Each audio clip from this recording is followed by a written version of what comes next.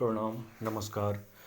उत्तर प्रदेश शिक्षक पात्रता परीक्षा के विवादित मामले को लेकर माननीय इलाहाबाद हाई कोर्ट में जितने सारे रिट चल रहे हैं उन रिट से संबंधित जानकारी कुछ खास पॉजिटिव तो नहीं है, लेकिन जो रियल है वो चीज़ें बता रहा हूँ, शेयर कर रहा हूँ। एक बंधु कह रहे थे कि सर आप इलाहाबाद आने वाले थे, क्या हुआ, आप इलाहाबाद कब जाएंगे? तो ये सही बात है, हम बताए नहीं थे। और इलाहाबाद मैंने ये बोला था कि मैं इलाहाबाद जाने वाला हूँ। असल में हुआ ये था कि थोड़ी सी समस्या की वजह से मुझे रुकना पड़ा। मैं इलाहाबाद जाता, लेकिन अब जाऊँगा जब भी भैया आ जाएं। थोड़ा घर पे थे और हमारे बड़े भैया और एक महाराज जी हैं, वो दिल्ली प्रधानमंत्री जी से मिलना था। एक यज्ञ होने वाला है, उस यज्ञ में इनवाइटेशन देना था। फिर रक्षा मंत्री जी से मिलना था, राजनाथ सिंह से। तो वहाँ ये लोग मिलने गए हैं और वहाँ से दिल्ली, दिल्ली से गुजरात, गुजरात चले जाएंगे, फिर गुजरात से रिटर्न हो रहे हैं। तो मुझे लग रहा है कि अभी शायद परसों उरसों तक आने की चांसेज हैं उनके। तो अगर घर से हमारे लोग आ जाते हैं रिटर्न तो मैं आऊँगा। और बीच में मैं इसलिए नहीं आ सका कि घर पे भैया थे नहीं, चले गए थे, तो ऐसे कंडीशंस में मैं आ नहीं पाता। तो ये चीज़ें मैं बताना भूल गया था, इसलिए थोड़ा सा विलम्ब हुआ। और यूपी-टीईटी वाले में पहले भी बता चुका हूँ कि पैरवी करवाने पर ही अपडेट लगनी है, क्योंकि बिना पैरवी के अभी कोई डेट वोट नहीं लगेगी। जब तक हम पैरवी करवा नहीं लेते हैं और पैरवी करवा के डेट वोट लगवाने का प्रयास किया जाए तो शायद संभावना है कि डेट लगे। क्योंकि मैं पहले भी बता चुका हूँ कि पैरवी करवाने के लिए जहाँ आयोग सरकार सरकारी वकीलों पर लाखों रुपए खर्च कर रहे हैं, मतलब 15 से 20 लाख रुपए हर महीने, हम लोग तो कुछ नहीं देते हैं। तो भाई बिना पैरवी वहाँ 15-15, 20-20 लाख रुपए खर्च हो रहे हैं, यहाँ तो हम लोग कुछ नहीं खर्च कर पाते हैं, तो कहाँ से हम लोग पैरवी करवा पाएंगे? तो ऐसे कंडीशन में थोड़ी सी दिक्कतें तो आती ही हैं। और साथ एक बड़ी अपडेट जो ये है कि एक मैम का फ़ोन आया था हमारे पास, वो कुछ पूछ रही थी कि कोई 20 तारीख को डेट लगी है। तो मुझे लग रहा है कि 20 वाला वो बीएड बीटीसी का मामला ना हो, क्योंकि टेट वाले में मैंने सारा केस स्टेटस तुरंत अभी खंगाला है, किसी पे कोई डेट नहीं है, किसी पर कोई डेट नहीं है। और उनका कहना था कि 20 तारीख को, मतलब किसी अधिवक्ता से उनकी बात हुई, शायद चीज़ें क्लियर ना कर पाई हों वो, जो भी हो। 20 तारीख को किसी फाइल पे डेट लगी है और ये भी कहा गया कि 20 तारीख को निर्णय आ जाएगा। ठीक है, तो ये क्लियर करना ज़रूरी है कि भाई जिस अधिवक्ता ने कहा या जिससे भी बात हुई हो, ठीक है, तो जो रिट नंबर होता है, रिट नंबर, वो रिट नंबर लेना ज़रूरी है।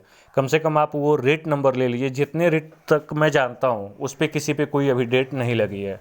अगर लगता है कि किसी रिट पे 20 तारीख को डेट लगी है, ठीक है, और उस पर सुनवाई मतलब अंतिम निर्णय होने वाला है 20 तारीख को, इस 20 अप्रैल को, तो भाई वो कौन सा केस स्टेटस है?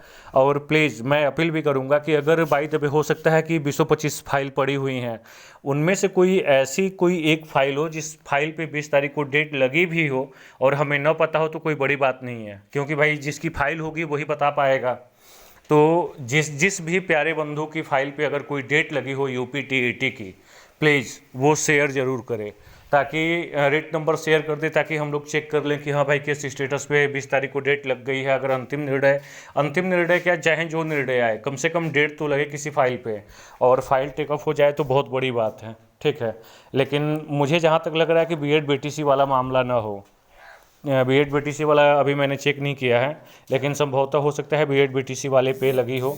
अगर यूपी-टीईटी वाले में लगी है, अंतिम निर्णय अगर 20 तारीख को आता है, तो इससे बेहतर और कुछ नहीं हो सकता है। लेकिन जहाँ तक मैं क्लियर इसलिए नहीं कर रहा हूँ कि भाई अगर लगी है तो वो किस रिट नंबर पे लगी है, किस फाइल पे लगी है। अगर जिस बंधु की हो वो प्लीज़ शेयर, पब्लिक शेयर ज़रूर कर दे, ताकि लोगों को पता चल सके, हम लोग भी देख सकें। ठीक है, और आगे भी मैं पता करने की पूरी कोशिश कर रहा हूँ। अगर कहीं से मुझे ये इन्फॉर्मेशन मिल जाए कि हाँ भाई इस फाइल पे लगी हुई है, तो मैं खुद ही ढूंढ के आप लोगों के बीच ला के शेयर कर दूँगा। ठीक है, अगर जब तक नहीं मिलती है, अगर जिस बंधु पे लगी हो वो शेयर कर दे, ताकि हम लोगों को पता चल सके। दूसरी बात ये कहना चाहता हूँ कि काफ़ी भाई बहन ये कह रहे हैं कि सर क्या हो सकता है तो देखिए, इस पे हम कई बार बता चुके हैं। अभी जिस मैम का फ़ोन आया था, उस मैम ने शायद उस अधिवक्ता से बात भी की, अधिवक्ता से मतलब किसी अधिवक्ता से उनकी बात हुई है। तो अधिवक्ता से उन्होंने ये भी पूछा कि सर क्या इस पे नंबर, मतलब जो लड़के लड़ रहे हैं उस पे हाई कोर्ट में नंबर इशू होगा? तो उस अधिवक्ता ने कहा कि हाँ, मामला जो पक्ष में है वो छात्रों के पक्ष में ही है, आज नहीं कल उस पे नंबर इशू होगा, लेकिन थोड़ी विलम्ब होगा।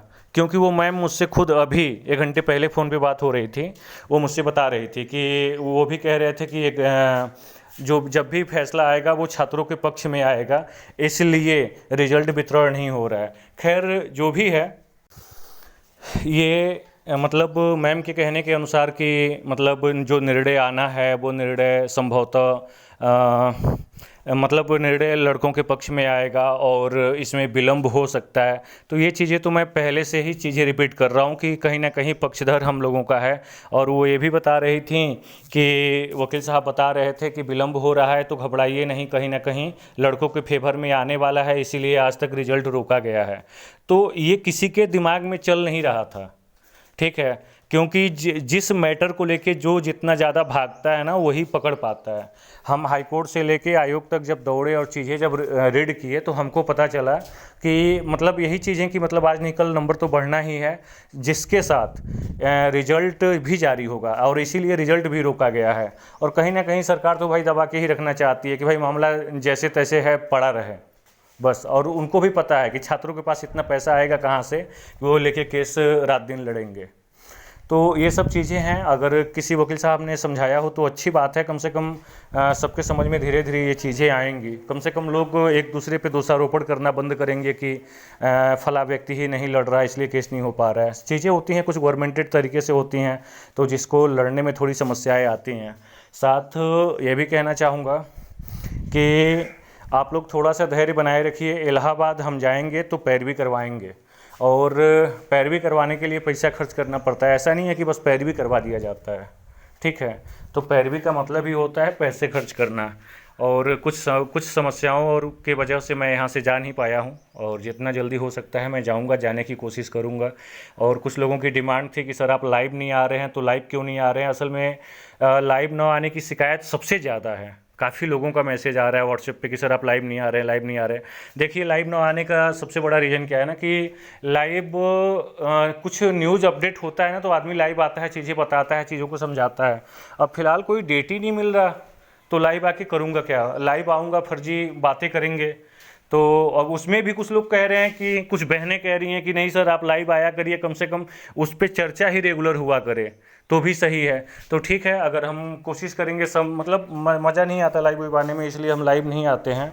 तो अगर समय मिलेगा तो हम लाइव आने की कोशिश करेंगे, और जो भी अपडेट होगा क्लियर एक बार वही बताएंगे।